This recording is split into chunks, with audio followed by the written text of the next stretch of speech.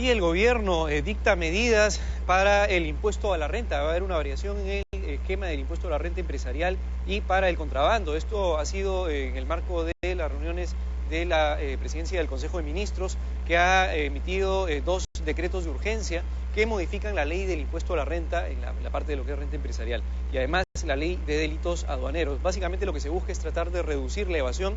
y pasar de una evasión de 50% a 30%. Algunas de las medidas que se están dictando en el tema, por ejemplo, del impuesto a la renta es el tema de los precios de transferencia, donde ya se está definiendo el ámbito de aplicación, digamos, de las operaciones entre las empresas relacionadas y además entre las empresas y paraísos fiscales. Ya se está definiendo, digamos, un poco cuál va a ser el marco de la aplicación para el tema de los precios de transferencia. El otro tema importante, por ejemplo, también, que se había venido ya comentando, es el tema de algunas medidas para reducir la elusión, que básicamente eran medidas que aplicaban algunas empresas, digamos, que no existía ningún tipo de sanción porque no iban en contra de ninguna norma, pero que lo hacían finalmente para reducir la cantidad de impuesto a la renta que terminaban pagando. Entre ellas, por ejemplo, una de las medidas que se ha dictado es combatir el tema o eliminar el esquema por el cual, por ejemplo, una empresa, antes de, digamos, distribuir utilidades a los accionistas, lo que hacía era reducir el capital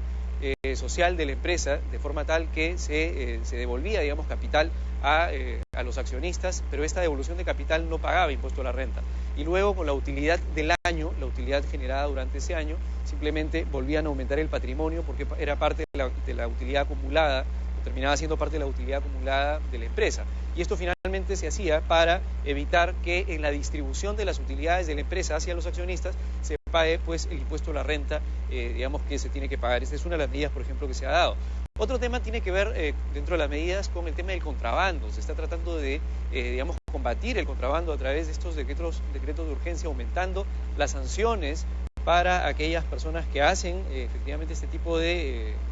esquemas de contrabando, y entre ellas, por ejemplo, el tema del contrabando de los combustibles, donde se ha reglamentado o se ha definido ya que es, digamos, material peligroso, aumentando también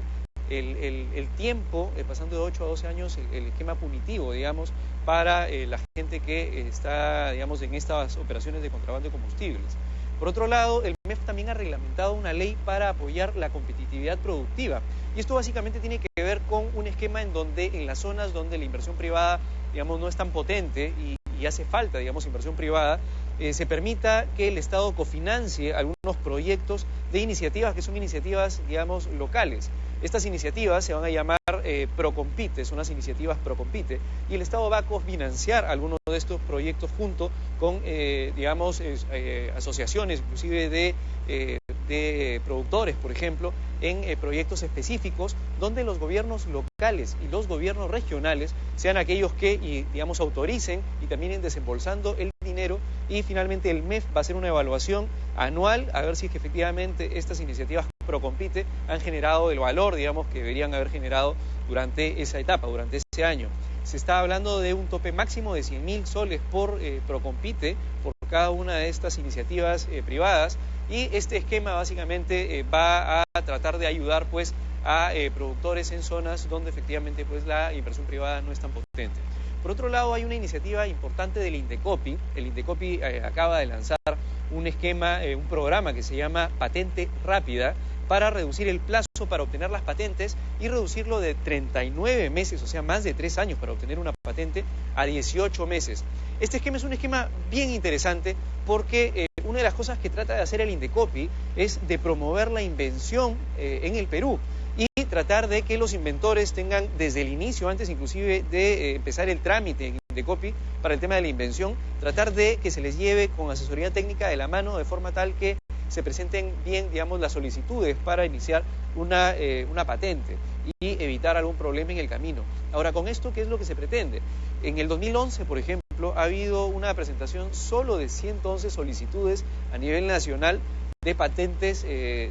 nacionales, de peruanos, y si vemos la cantidad de patentes extranjeras que se han presentado en el Indecopi son casi 10 veces más, son 1.136 patentes que se han presentado digamos, de extranjeros en Indecopi, es una barbaridad. la diferencia, y son muy pocas en realidad las patentes que están generando en el Perú. Y esto es importante porque si Indecopi un poco lo que está tratando de hacer es reducir el plazo para que se incentive de cierta forma a los inventores a que patenten sus productos con precios que tampoco no son tan altos comparados con la región. Está tratando también de explicar cuál es el beneficio de los inventores que puedan poner sus patentes en Indecopi, porque finalmente lo que van a obtener es una protección del invento durante 10 o 20 años, dependiendo si sea una patente de invención o una de modelo de utilidad. Y esto es importante porque la vez pasada hablábamos, por ejemplo, con el profesor Oscar Malca, de casos como Corea. Una de las cosas, por ejemplo, que hizo Corea como política de Estado fue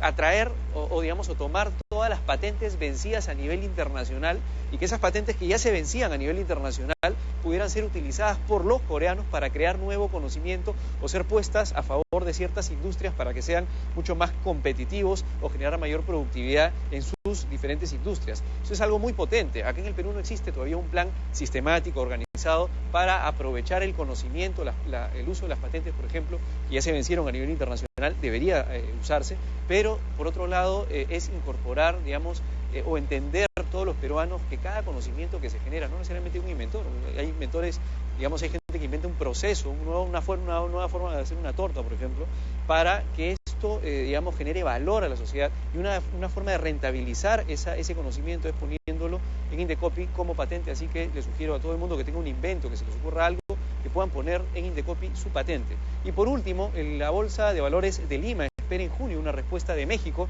para ver si finalmente se incorpora al MILA, este mercado integrado de bolsas latinoamericanas, donde estamos junto con Colombia y con Chile. Si se incorpora en julio finalmente México, la potencia que tendría pues este MILA, ya incluido México, va a ser muy fuerte. Ya se están, inclusive el Banco de Crédito, por ejemplo, ya ha hecho una unión haciendo, digamos, la primera banca de inversión desde el Perú con Colombia y con Chile, para que inversionistas extranjeros, por ejemplo, puedan invertir directamente a través de fondos de inversión que se genera a través de esta nueva empresa. Y es bastante potente, porque también lo que va a permitir es que los empresarios peruanos, en la medida en que vayan creciendo, puedan financiarse a través del mercado de capitales, no solamente con dinero del Perú, sino además con dinero de inversionistas extranjeros. Imaginemos pues que un europeo que entra a una plataforma del MILA puede estar financiando, por ejemplo, proyectos de producción en el norte del país en algún momento. Esa es la potencia que nos da un poco el MILA, ¿no?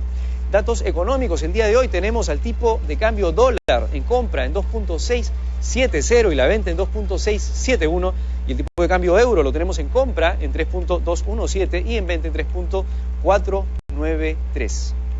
Y el día de hoy